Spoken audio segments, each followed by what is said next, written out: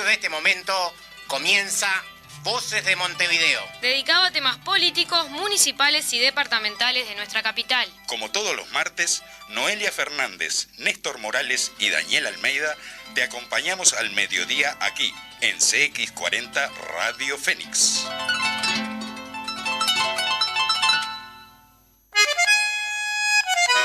Audiencia de CX40, compañeros del Frente Amplio, camaradas de la departamental del Partido Comunista de Montevideo, tengan ustedes muy buen mediodía. Aquí comienza el programa número 40. Ya estamos en el 40. Bueno, muy buenos días, audiencia. Por acá, presento. ¿Cómo estás, Noelia? Qué placer poder saludarte. Por acá, llegando siempre sobre la hora, pero llegando. ¿Vos bien? Bien. Bueno, llegamos un poco tarde también.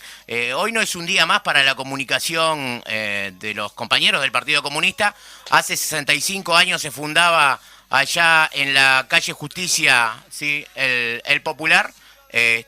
Una noticia que realmente, después lo vamos a estar hablando con el invitado del día de hoy, pero lo que significó sobre todo aquel 16 del Congreso del Partido, que sentó las bases, entre otras cosas, para que la comunicación del partido también estuviera presente y realmente una jornada en donde los compañeros recordaron, tenemos un audio por ahí de la vicepresidenta de la Asociación de Trabajadores del Popular, la compañera Tania, que si tenemos un lugarcito después lo vamos a poner. Sí, vamos a tener. Y saludar aquella gesta histórica del partido, sobre todo por lo que significó el Popular en tiempos duros, en tiempos difíciles, y saludar también a las nuevas generaciones, los que están sacando el diario en estos momentos, que el próximo día viernes reaparece el diario con... Vuelve el papel. Vuelve el papel. Muy ahí bien, está, vuelve el buenísimo. papel. Así que una noticia realmente muy buena. El saludo para todos los que fueron parte de aquello y los que son parte de hoy.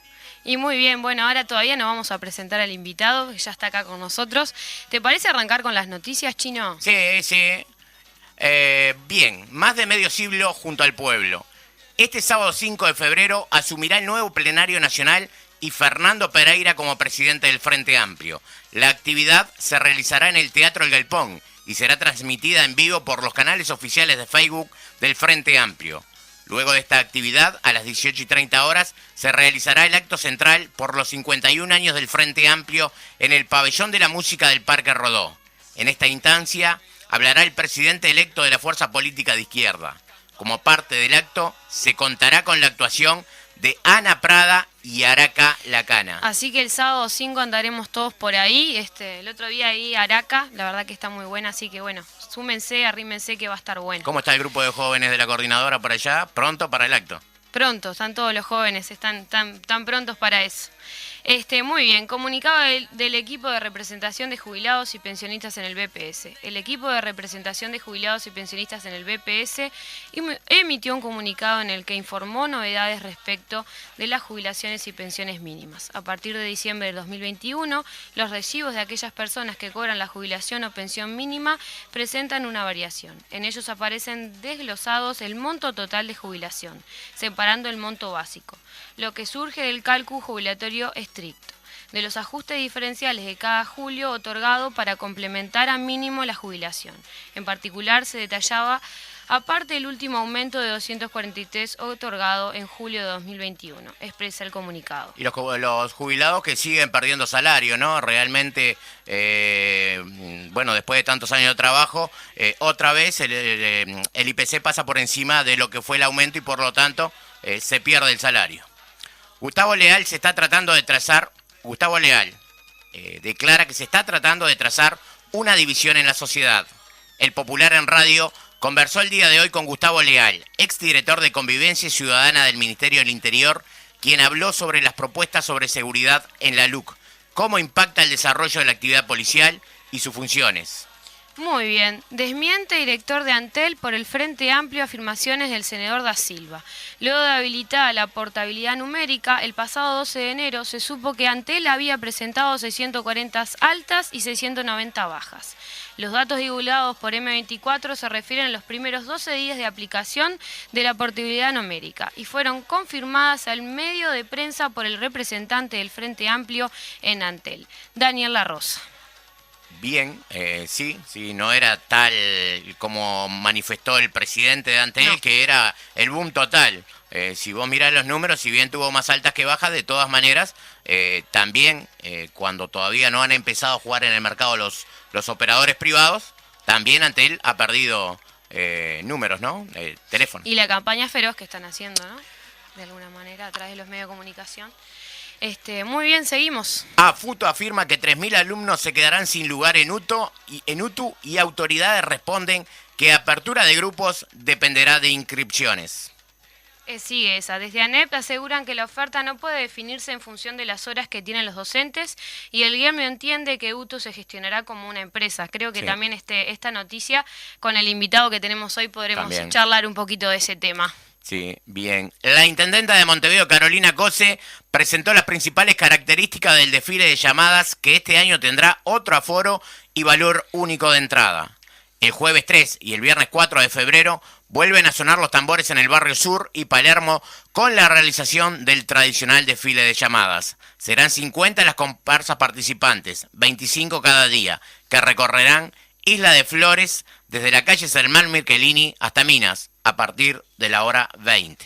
El jueves 3 y viernes 4 de febrero, el vacunatorio móvil de la Intendencia de Montevideo inoculará contra COVID-19 a personas mayores de 12 años en ferias de los barrios Ituzaingó y Capurro. La campaña de vacunación contra COVID en ferias barriales que lanzó la Intendencia de Montevideo en coordinación con el Ministerio de Salud Pública y la Comisión Honoraria para la Lucha y Enfermedades Prevalentes. Se realizará con el objetivo de contribuir a la campaña inmunización de la población contra esta enfermedad continua en marcha. Bien. La Intendencia de Montevideo habilitó un nuevo servicio mediante el cual la ciudadanía puede denunciar desbordes, obstrucciones de cañadas, alcantarillas y bocas de tormenta. Para realizar la denuncia se debe enviar foto y dirección al teléfono dirección al teléfono 092-250-260. Y con esta medida también la Intendencia lo que plantea es que aquel vecino que vea un contenedor que tiene basura desparramadas en su alrededor, lo pueden llamar, enviar una foto al WhatsApp de este teléfono 092-250-260 y por ahí pasa la Intendencia, a sacar precisamente lo que esté fuera del contenedor. Bueno, muy bien. Bueno, y ahora vamos presentando al compañero que nos acompaña hoy. Vamos a leer el editorial, pero está vinculada la invitación con el contenido del editorial. Acá se encuentra Alejandro Acosta, Arias Celoso, es imposible no decir el sobrenombre. Bienvenido, Alejandro. Bueno, buenos días, buenas tardes para todos los escuchas y para ustedes y un placer estar acá en la audición de la departamental. Bueno, y hoy por primera vez, Ale, porque has venido ya a las audiciones, pero por primera vez como secretario departamental de Montevideo, secretario general departamental de Montevideo, así que un placer recibirte hoy en esta nueva función que te toca asumir, después de tantas, ¿no? Decía Noelia por ahí que cuando hablábamos del tema de educación podemos hablar con Alejandro, cuando hablamos del tema de la prensa partidaria podemos hablar con Alejandro, o sea que como secretario general, pero también con las otras facetas que vale destacar de todo lo que le aportás en la vida diaria, ¿no? Como la mugre, estoy en todos lados. Qué resumen. Bien, Noelia, ¿qué te parece si arrancamos con el editorial? Muy bien. Muy bien, arrancamos. Saludo del partido a toda la militancia y el pueblo frente amplista que participó defendiendo su herramienta. En esto que decimos, en diferentes instancias electorales que representan parte de la contraofensiva contra la política neoliberal del gobierno de coalición. Más allá de la votación, es una votación donde se determinan diferentes responsabilidades en diferentes actividades dentro del FA. El hecho de tener más de 40% de votación en 130.000 participantes con relación a 2016 es una escena política relevante y por ello el saludo del partido a todo el pueblo frente amplista que participó de la misma. Es de destacar el altísimo voto que tuvieron los compañeros de base que son delegados al plenario nacional y a los plenarios departamentales. Casi 100.000 votos de diferentes compañeros y compañeras, lo cual demuestra la viabilidad y la necesidad de seguir trabajando en el movimiento frente amplista. Saludar la elección en la que resulta electo Fernando Pereira, a quien nosotros apoyamos y genera un amplio respaldo para fortalecer también desde el lugar de la presidencia.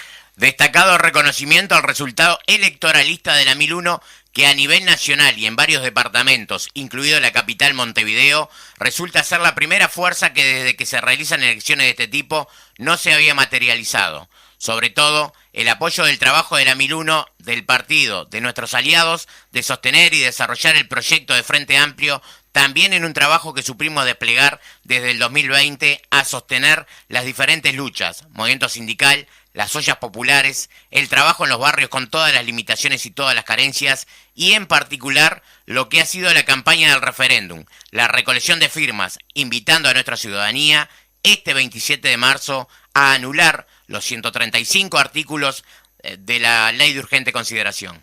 Desde este lugar, lo que aumenta también es una adhesión política a la 1001, a sus militantes de nuestro partido. También tiene que ver con el desarrollo de una responsabilidad y nuestro compromiso con el Frente Amplio, en donde se requiere de la mayor amplitud, de la mayor unidad, pero también requiere que los resultados se vean reflejados en nuestro Frente Amplio, apegado a lo que resolvió en su último congreso. En el doble sentido de un congreso que valora una parte sustancial de la derrota electoral que estuvo marcada por el apartamiento del Frente Amplio del movimiento social, alimentando el resquebrajamiento del bloque social político democrático radical de los cambios. En segundo lugar, la necesidad de apostar fuertemente a nuestras bases, con los comités que tienen que ser muchos más y que en realidad tiene que ser organizado, y a partir de allí el primer gran desafío es que nuestro Frente Amplio contribuya a fortalecer el bloque alternativo, en conquistar el triunfo de la anulación de los 135 artículos, no solamente como un elemento en sí mismo, que es muy importante, porque estos 135 artículos significan un derecho significativo para nuestro pueblo, con una visión individualista y reaccionaria de qué país queremos, sino que hay que trabajar para que ese triunfo represente un avance en la organización de base, de consolidación de todos los militantes sindicales, territoriales, políticos, sociales, que termine de generar las condiciones para llevar a un proceso de cambio, llevando a las transformaciones estructurales de nuestro país, que es el fin histórico de nuestra construcción de tantas décadas de nuestro Frente Amplio. Bueno, muy bien, y acá tenemos a Alejandro, y capaz que, bueno, la pregunta básica es como un comentario general, si bien el editorial habla de la temática sobre las elecciones del Frente Amplio, y capaz que metiéndonos más en el tema, una pregunta que me venía en la cabeza, ¿cómo todo este escenario contribuye a la construcción del tejido social? Bueno, yo creo que el editorial refleja las líneas esenciales de lo que nosotros valoramos con relación a esta elección interna, ¿no? Primero, es parte de un largo proceso. Acá, si bien no había una elección contra candidatos de la derecha, pero sí entendemos que era una instancia más donde nuestro pueblo debía expresar esa situación donde venimos de una derrota electoral, venimos del despliegue de un plan de ajuste neoliberal por parte de una coalición de gobierno que de multicolor no tiene nada. En todo caso, si retomamos lo que decíamos allá en el 89, expresa una concepción totalmente gris. Y esa coalición de gobierno, que es la expresión política más concreta del bloque de poder, viene desplegando sobre nuestro pueblo diferentes acciones y medidas que no tienen nada que ver con las reivindicaciones, ni con las aspiraciones, ni con las necesidades del mismo. No solo cortando 15 años de un proceso de cambio que sabemos, porque lo hemos discutido en varias instancias, que ha tenido sus retrasos, sus límites, que ha habido avances, pero no en aspectos sustanciales en materia de lo que nosotros llamamos la estructura material del Uruguay, o lo que en términos más globales se puede hablar de lo que es la estructura productiva o el país productivo, y la justicia social y la participación democrática. Entonces, a pesar de todas esas limitaciones, hubo un proceso de cambio muy significativo que cuando la derecha retoma el gobierno, evidentemente apuesta rápidamente a tratar de, no solo de destruir lo hecho, a pesar de que algunas cosas no lo ha podido hacer, sino también a, en términos estratégicos, refundar un Uruguay que por varios años impida retomar el proceso de cambio. Esa es la visión estratégica de la derecha. Este gobierno no es un gobierno con un fin en sí mismo, sino que es un gobierno que viene a sentar las bases de no volver a ese proceso de cambios. Y entre otras cosas, una parte sustancial de eso es desmoralizar y quebrar a las organizaciones populares, sea desde el punto de vista físico a través de elementos de represión, ¿no? Sea desde el punto de vista ideológico y sea desde el punto de vista político. Entonces, estas elecciones se enmarcan en esa contraofensiva que nuestro pueblo y sus herramientas ha intentado desplegar desde 2020, que tiene que ver una parte sustancial con el referéndum, es innegable, porque nosotros como partido allá por marzo del 2020 establecíamos claramente que esta coalición de gobierno venía con tres grandes patas. Una de ellas era una política salarial y de jubilaciones de rebaja de las mismas para transferir mayor plusvalor hacia el capital. Lo segundo, un presupuesto quinquenal, es decir, donde el Estado gasta e invierte sus dineros públicos que se generan a través de la sociedad. Definir dónde se gasta e invierte define también qué tipo de gobierno se es, y ese presupuesto quinquenal y las rendiciones de cuentas que volvieron a aparecer los artículos únicos, hay como idea, ¿no? Esto de la restricción fundamental del gasto, son a la chique, son de rebaja. Incluso retomando el mecanismo que se utilizaba ya en los 90 y principios de los 2000, yo te asigno determinado presupuesto para el organismo, pero a su vez te pido que no lo ejecutes todo, porque lo que no se ejecuta en un año pasa a rentas generales. Por eso las rendiciones de cuentas anuales donde se corrigen gastos e inversiones. Y la tercera gran pata, que era todo un programa en sí mismo, que lo es la ley de urgente consideración. Más allá de lo que dice el señor de la tabla de surf, inevitablemente no es popular, no es democrática y no es justa, ¿sí? No es popular porque sus disposiciones tienen elementos centrales que atacan derechos del pueblo. Quizás lo más evidente tiene que ver con el sistema de alquileres, ¿no? Donde detrás de la pantalla de alquilar sin garantías lo que se dispone es que si sos buen pagador, el propietario tiene derecho en 30 días a desalojarte. Si sos mal pagador, que esto significa que te atrases un mes, ¿sí? En una situación como la que estamos actualmente, en 6 días. Si te atrasás y no te quiere desalojar, tiene la posibilidad de cobrarte 60% de recargo como multa. Estos son colocar a aquellos, porque desde que existe el sistema capitalista hay un problema de la vivienda, porque la vivienda en vez de ser un derecho se convierte en una mercancía, y en este sistema donde la propiedad privada está por encima de todos en muchos aspectos, esa mercancía se maneja por si me da o no me da ganancia. Entonces no es nuevo sostener, y lamentablemente no pudimos abordarlo de fondo en los gobiernos del Frente Amplio, que existen miles de casas vacías en Montevideo para especular con el mercado. Entonces, desde allí, desde las modificaciones en la educación, donde la idea es, ellos que hablan tanto de la laicidad y de que la izquierda generaba determinadas represiones y condiciones para presionar a los docentes, en realidad la ley de urgente consideración, como dijo la señora Graciela Bianchi en su fundamentación de voto en el Senado, es el instrumento que se necesita para proceder a una reforma educativa que en estos días Da Silveira, el presidente del CODICEN, Robert Silva, el presidente del CODICEN, lo dejó bien claro, que este año es el año de crear la reforma educativa y empezar a implementarla el año que viene.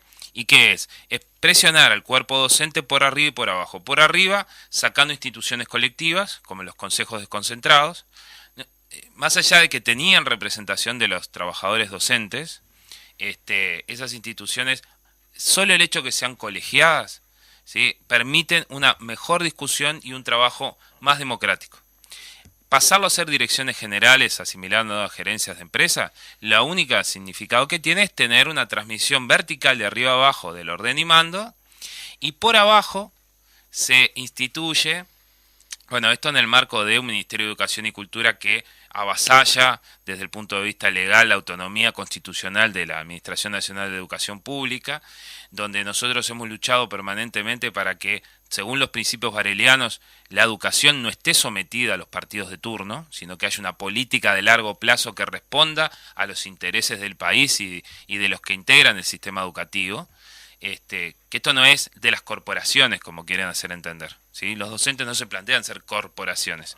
Los docentes se plantean contribuir a definir las políticas educativas. Entonces, el tema allí es que por abajo se plantean en estas disposiciones elementos tales como que el docente va a tener que adoptar la política educativa del centro educativo donde quiera trabajar o donde pretenda tener horas, en el caso de secundaria UTU, porque si no, no va a poder trabajar. Se le hace la posibilidad de tener más de un estatuto docente, el estatuto docente donde están los derechos y las obligaciones de los trabajadores de la educación, y allí se quiere reflejar cambios unilaterales en ese estatuto que perjudican al docente. Entonces, lo que hay es una gran presión y una gran represión. Eso y otras cosas son las que cuestionamos con el referéndum, son las que ponemos en discusión tratando de anular los 135 artículos de la LUC, pero tienen que ver también con la expresión de la ciudadanía de rechazo también a las condiciones políticas, porque acá no hay que olvidar de que si bien ayer hubo un aumento de combustibles porque no tuvieron más remedio, el mecanismo que establece la LUC es el que se establece que todos los meses pueda haber aumento de combustibles, y la coalición de gobierno hasta el 27 de marzo ha parado una serie de reformas porque no quiere sumar elementos de presión o que le enchastren el partido a ellos para perder el referéndum. Entonces, tenemos a boca la reforma jubilatoria, tenemos este tema de tratar de terminar de destruir ANCAP, tenemos recomendaciones del FMI donde hablan de que el mercado laboral sigue siendo muy rígido porque los contratos laborales dan mucho derecho a los trabajadores, de que hay que procesar un nuevo ajuste fiscal, porque hay que ser prudentes en forma fiscal, y hoy sale el anuncio de como una gran victoria que en el marco de las consecuencias de la pandemia, del desempleo, de la falta de inversión, es en muchos años el momento de menor inversión pública.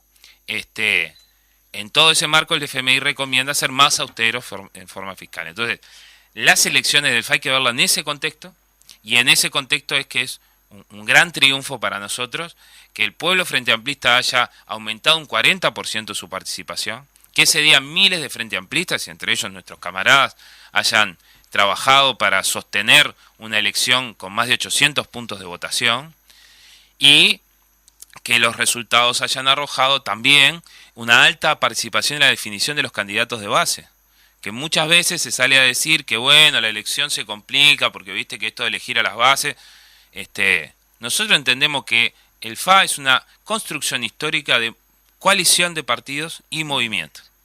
Y más allá de que en el movimiento haya compañeros sectorizados, la concepción que hay atrás del movimiento es que todos los frente amplistas juntos en organismos comunes definen esa política. Si hay algo que, hablando de esto de Chile, ¿no? que en algún momento marcamos como un gran error político en el proceso del gobierno de Allende, fue que antes de asumir disolvieron los comités de la unidad política como concesión a la democracia cristiana para que le diera los votos para instituir a Allende en el Congreso Nacional de Chile como presidente. Eso es una de las cuestiones que nos caracteriza como frente amplistas, el hecho que no es solo una coalición de sectores. Y eso es lo que queremos rescatar. Y termino en una primera valoración con relación a esto de las elecciones y tratando de atar con la pregunta que no me olvidé.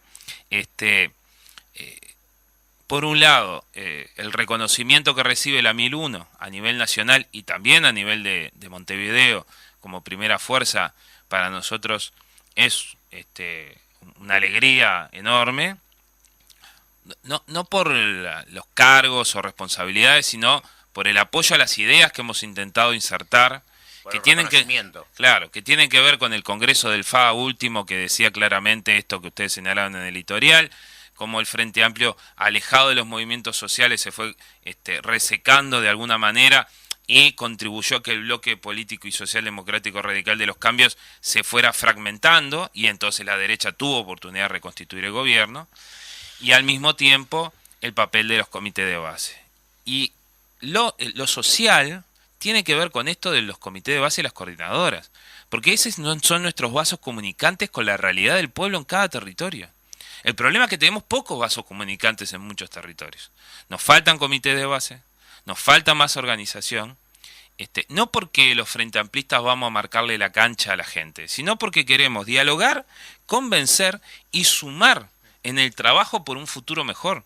Y si no tenemos esa estructura desplegada por todo el departamento, si no tenemos esa comunicación directa y cotidiana, lo único que va a pasar es que el Frente Amplio va a ir en el proceso contrario que dice el último Congreso, es decir, se va a apartar cada vez más de esa realidad palpitante. Igualmente, lo que sucedió fue que el FA se apartó de la población, y en parte, conectando con lo que vos decías, está la cuestión de la creación de las intersociales, ¿no? ¿Qué nos podrías contar sobre eso y qué rol tiene el Frente Amplio en vínculo con esa proyección de trabajar con las organizaciones sociales, con los sindicatos, que han habido intentos de eso, pero que ahora hay como con el referéndum toda una movida que está alrededor de eso? Y también, porque después vas a arrancar a hablar y no se te puede parar, también la cuestión de, está bien, más comité de base, pero ¿qué tipo de comité de base para el siglo XXI? ¿Cómo hacer para llegarle a la gente? Porque no es la misma militancia, no es la misma forma. Entonces está siempre ese desafío como militantes de, bueno, ¿cómo hacemos para llegarle al vecino y a los jóvenes en el siglo XXI? Y hablando de eso, creo que el Congreso del Frente Amplio marcó también un punto de inflexión para la respuesta que le dio el pueblo. Tiene que ver mucho con lo que hemos logrado hasta ahora y con lo que pretendemos lograr, como es, por ejemplo, la derogación de los 135 artículos, porque, como bien decía Alejandro, precisamente el Frente hizo autocrítica. Muchos decían que el Frente no hacía autocrítica, el Frente hizo autocrítica y precisamente marcaba eso que tiene que ver con el bloque alternativo, ¿no? El bloque que nosotros pretendemos formar, bueno, como bloque político, social y radical de los cambios, ¿no? Sí, todas preguntas fáciles. Yo quisiera arrancar por este lado porque a veces en aras de la síntesis a veces nuestras propios conceptos y categorías resultan quizás un poco extraños. Pero imaginémonos qué es lo que estamos enfrentando, ¿no? Estamos enfrentando a lo que nosotros llamamos el bloque de poder. Es decir, el que tiene los resortes de hacia dónde va el país, que termina de recuperar uno de los resortes que lo había perdido, que era el gobierno. Ese bloque de poder conformado por el gran capital, por los sectores más concentrados agroexportadores, que en todo este periodo de pandemia han aumentado sustancialmente sus ganancias por la elevación del precio de los commodities, porque los salarios han ido a la baja. Entonces ganan más por vender en mayores precios y ganan más por pagarle menos al trabajador. Ese sector concentrado, junto con la banca y el imperialismo norteamericano, que opera en nuestro continente y opera en el país también, es lo que tenemos que enfrentar. Para enfrentar eso necesitamos inevitablemente una amplia acumulación de fuerzas. ¿Sí? Hemos atravesado debates en algunos instrumentos populares muy importantes como el Congreso del PCNT, donde este debate estaba presente. Si era un problema de acumular fuerzas, todo lo que podamos en el bloque alternativo contra el bloque de poder, o si era un tema de clase contra clase, ¿no? Y acá, desde que vos mencionabas, Chino, ¿no? En los años 50 el partido miró la realidad del país y dijo, bueno, ¿cómo transitamos un proceso de transformación estructural del mismo? Un proceso revolucionario. Conceptualizó claramente que plantearnos el clase contra clase terminaba en la mayor de las derrotas. Y esto es el desafío mayor, porque es muy fácil la consigna clase contra clase. El problema es cómo logramos sintetizar avances concretos con una perspectiva de cambio estructural que no podemos perderla, con la flexibilidad suficiente de la mayor amplitud. Entonces, si nosotros tenemos ese escenario, es obvio que cuando hablamos de las intersociales, ¿de qué estamos hablando?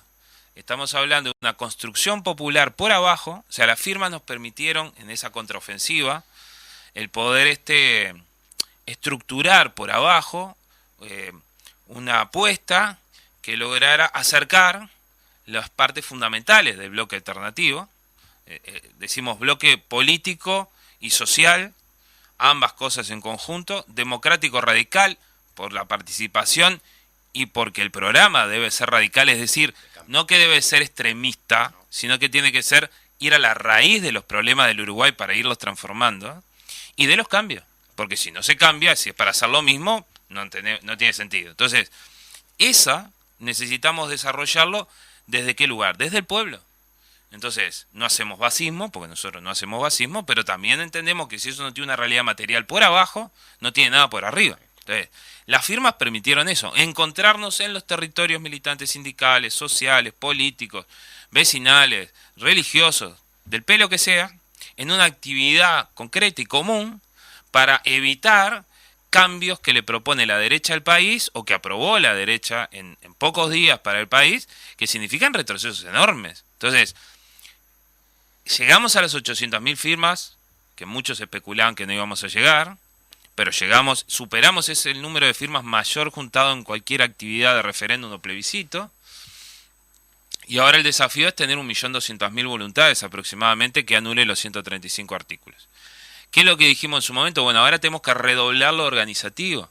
El pueblo llevó la vara bien arriba, nosotros tenemos que desde la organización estar a esa altura y superarlo, y por lo tanto constituir comisiones, yo siempre estoy hablando de Montevideo, ¿no? Constituir comisiones territoriales, al menos por cada municipio. O sea, en el territorio del municipio, por el sí. Y esto ha venido dando que, en vez de ser todo centralizado, ha podido desarrollar militancia escasa aún, o no acorde a las necesidades, pero militancia al fin. Muchas barriadas se están resolviendo con esas comisiones, con las mismas fuerzas de esas comisiones. En todo caso, podremos reforzar desde afuera, ¿tá?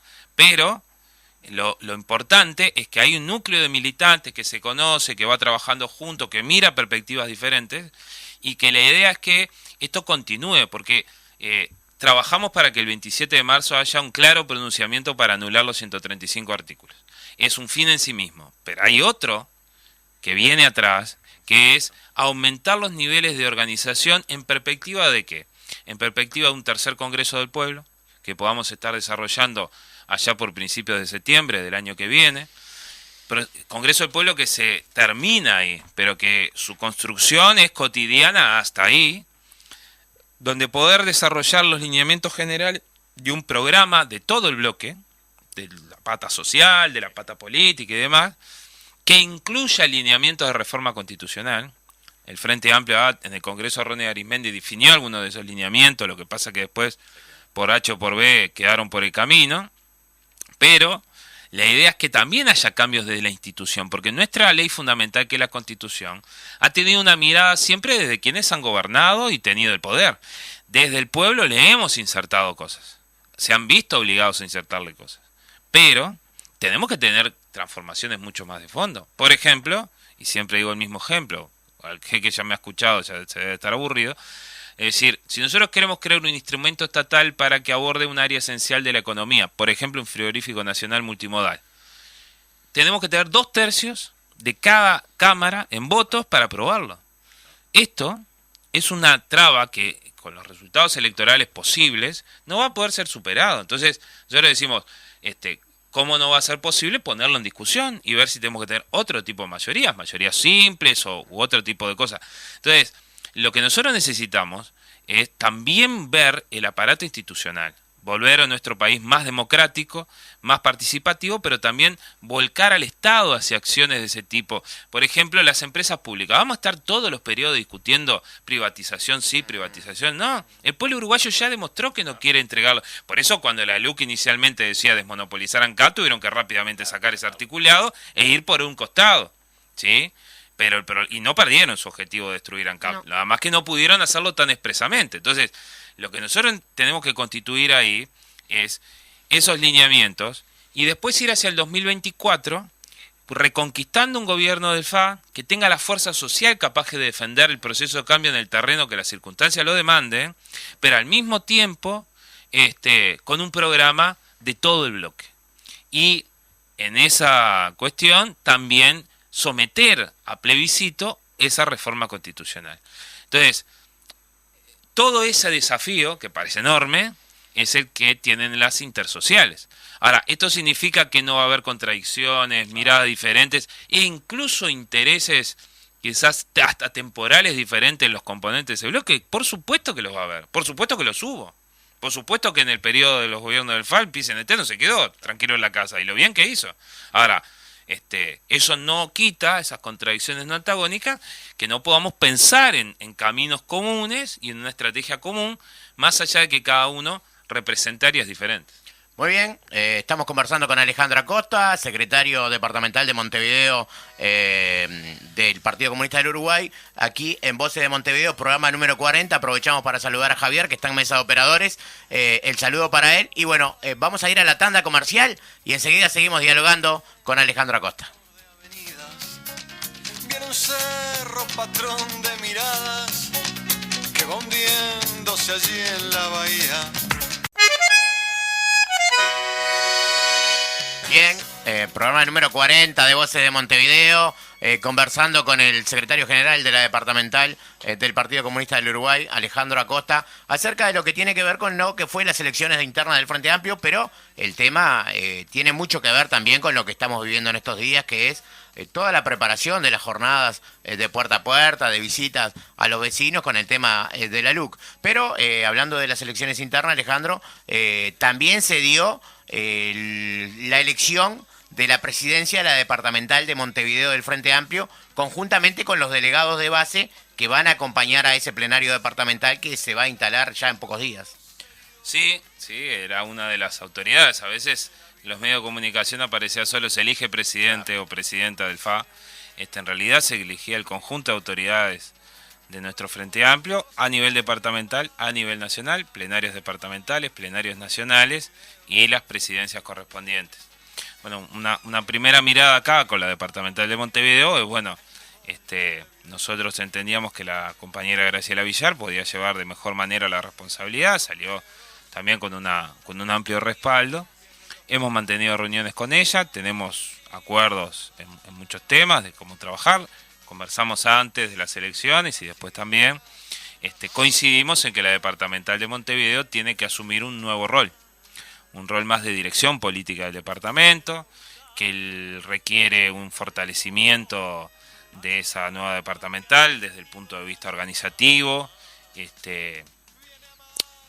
que la agenda Montevideo también tiene que ser parte de los debates de los Frente Amplistas de Montevideo, sobre todo porque lo que sucede en Montevideo tiene repercusión nacional. Ahora lo vemos con el tema del préstamo del BID, donde la oposición en la Junta, blancos y colorados, por un tema puramente electoral, que creen ver que si hackean a Carolina Cose como intendenta de Montevideo con este tema del préstamo, la van a afectar en su posible carrera política posterior. Entonces anteponen eso, por eso intervinieron las direcciones nacionales de los partidos tradicionales.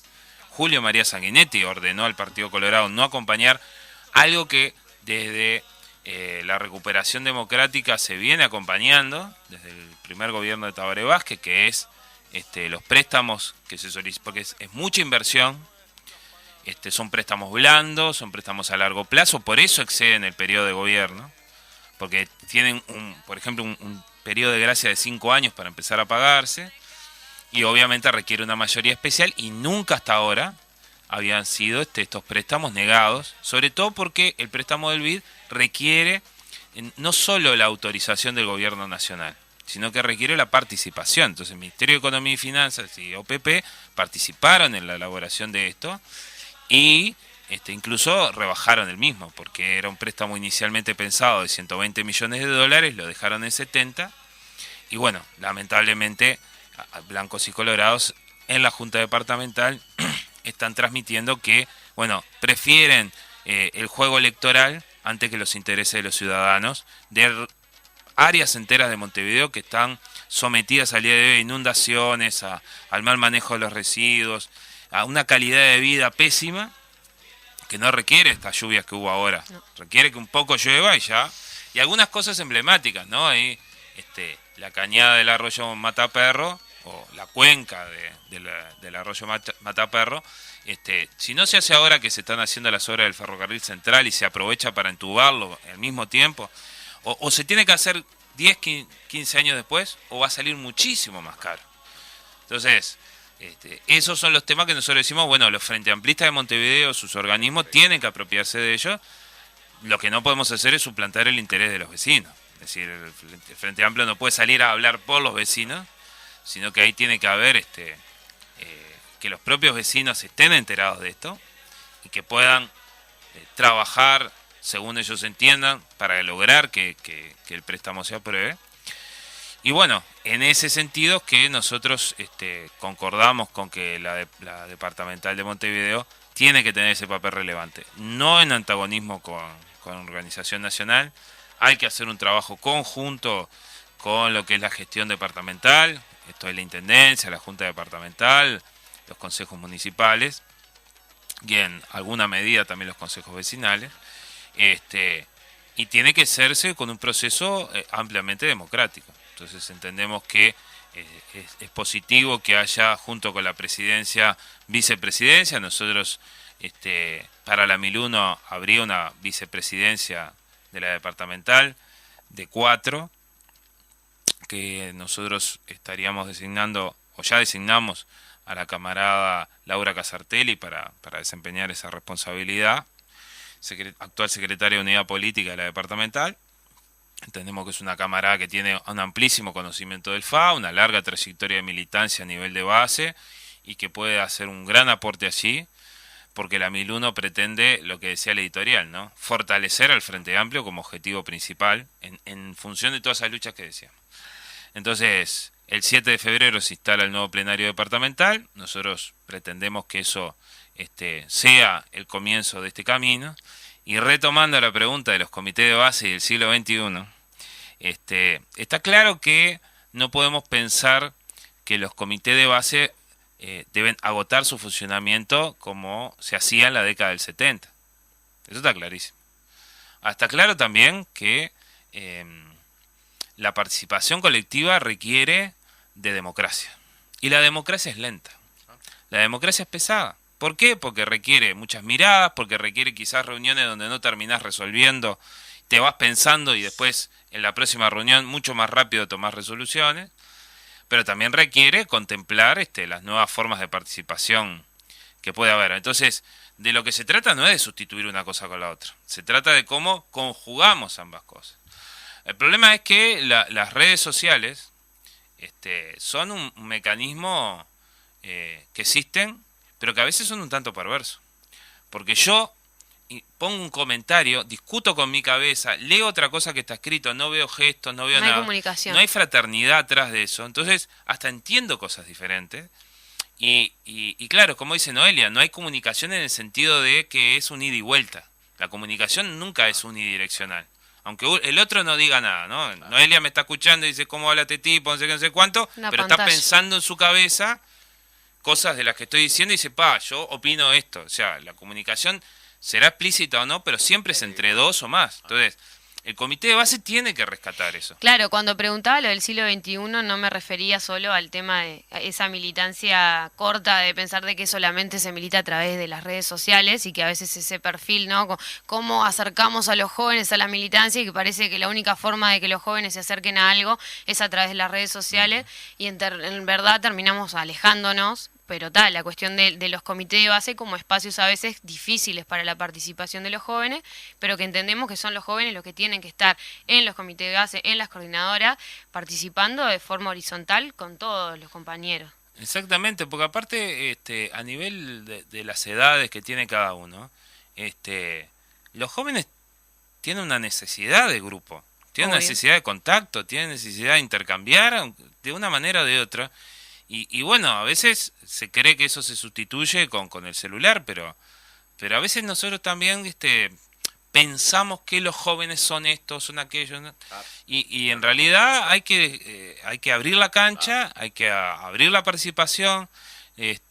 Nos cuesta mucho porque todos nosotros tenemos alguien, o sea, la ideología dominante es dominante porque domina. Entonces, cuando todos los días nos levantamos, tenemos que pensar, che, yo hice algo ayer que por orgullo, porque si no estoy yo, entonces no sirve, porque no quiero que nadie crezca a mi lado, porque capaz que en algún momento me desplaza. El individualismo en todo. Exacto. Entonces, eso también nos permea a los militantes y tenemos que combatirlo. Ahora la única forma que hay que combatirlo, incluso ante decisiones equivocadas que a veces se toman porque uno piensa, bueno, yo si estoy en tal lugar y me eligieron es porque me dan la responsabilidad de decidir.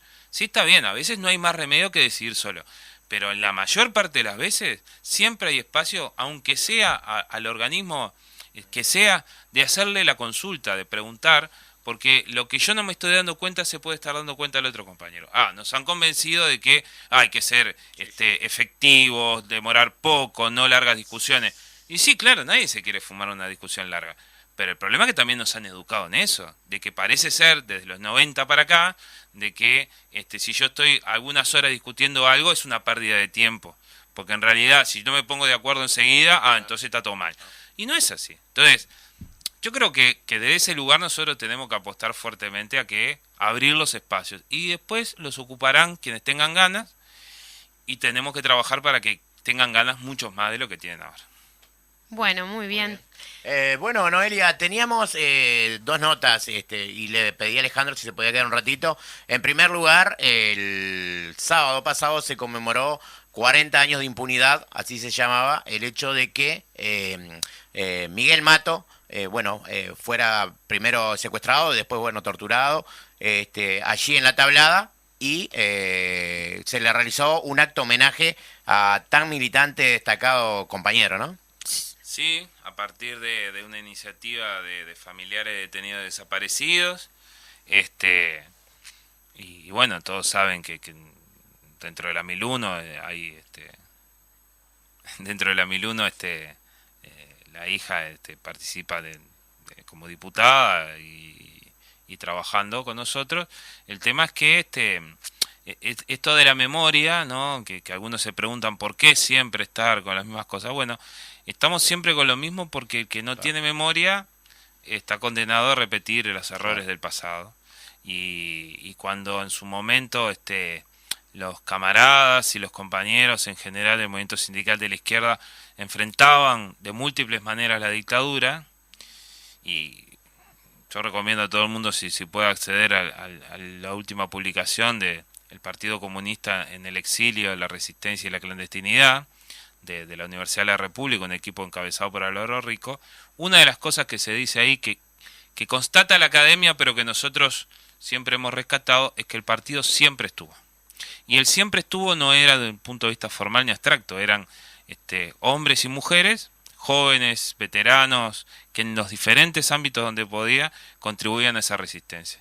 Y algunos camaradas cayeron peleando en ella. Entonces, no es un culto al martirologio, pero tampoco podemos olvidar a lo que fueron mártires, en el sentido de que dieron lo que más tenían, lo hubieran querido o no, para defender la libertad y para defender el recuperar nuestra democracia, no por la democracia en sí mismo, sino para tener las condiciones de avanzar en esto de que los más infelices sean los más privilegiados, como sostenía José Artigas, y bueno, dieron lo más que tenían para ello, y por eso es que es el recuerdo permanente hacia ellos.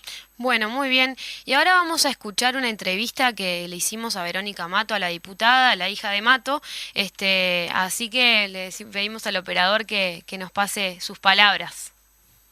Tú no puedes volver atrás, porque la vida... El sábado pasado, 29 de enero, se cumplieron 40 años del secuestro de mi padre, Miguel Mato.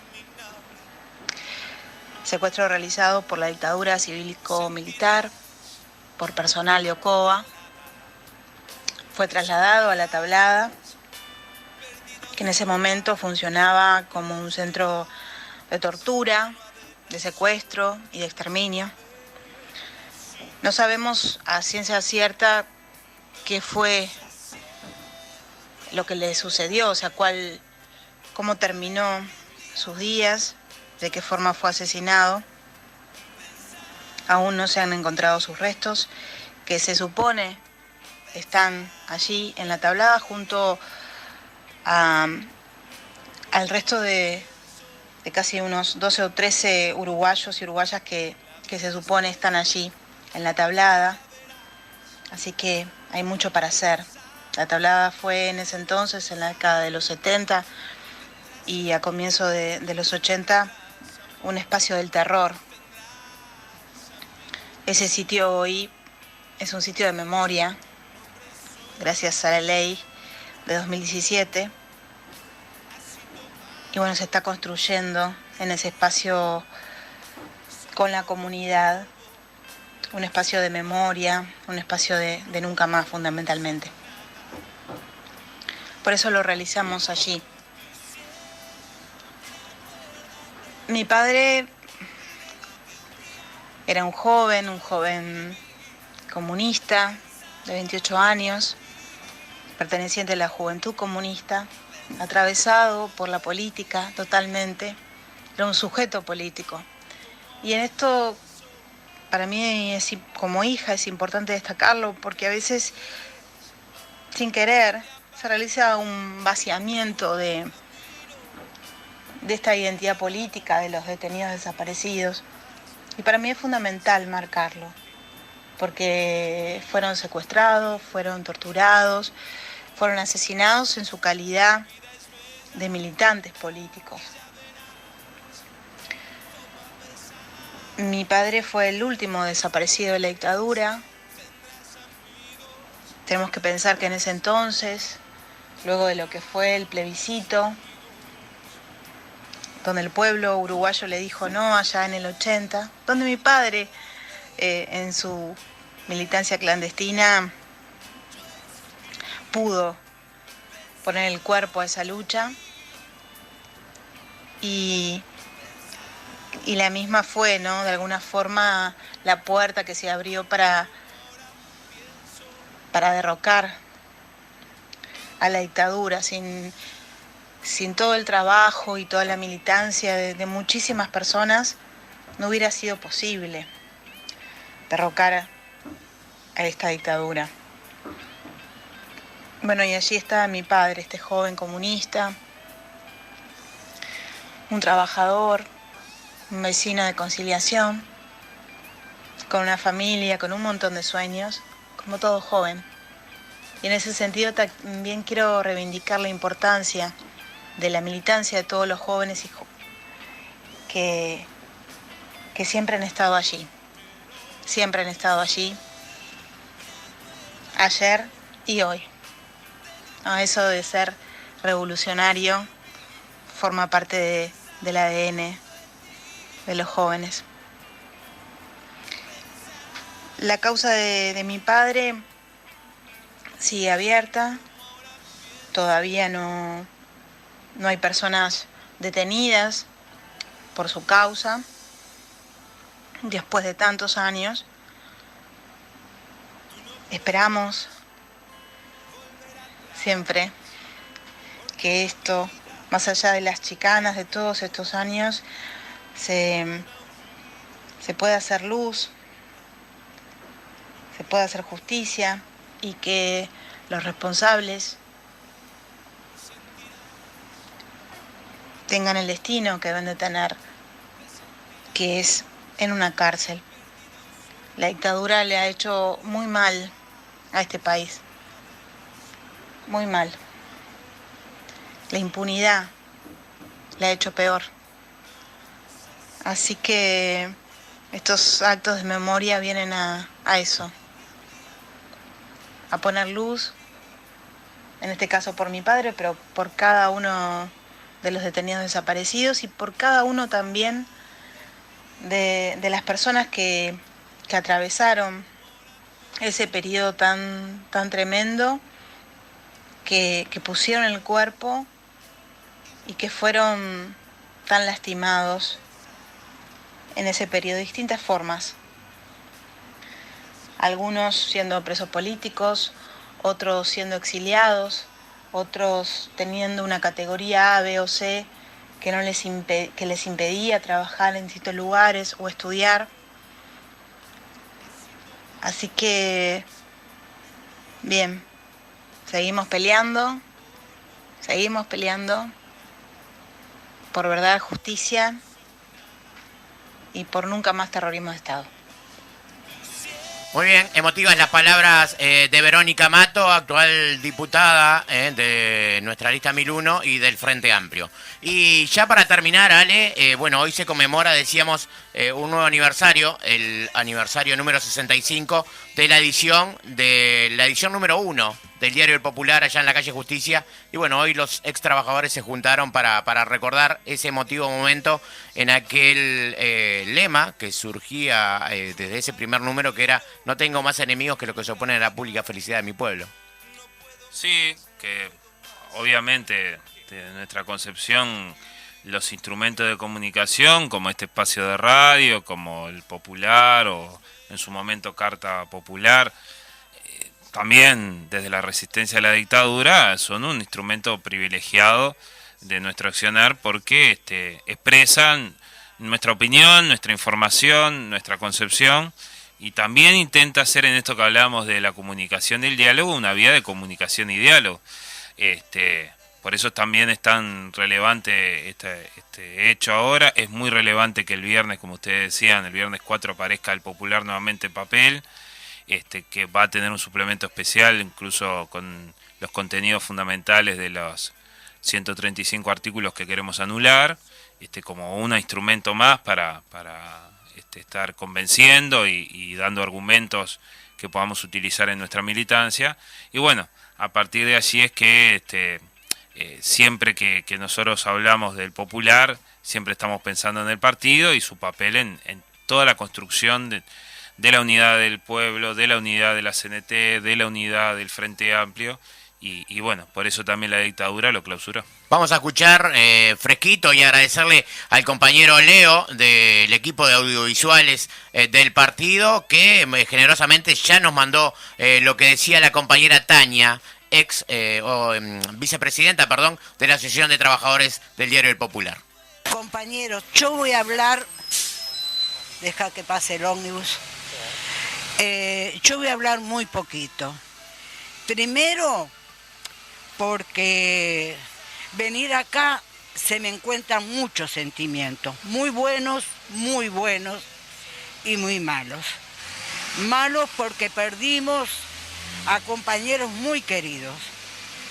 Hace poco, la semana pasada, murió Del Puerto, si bien no trabajó acá, pero a veces veo la puerta y veo venir a Néstor Pachorra corriendo con Carlitos Escola.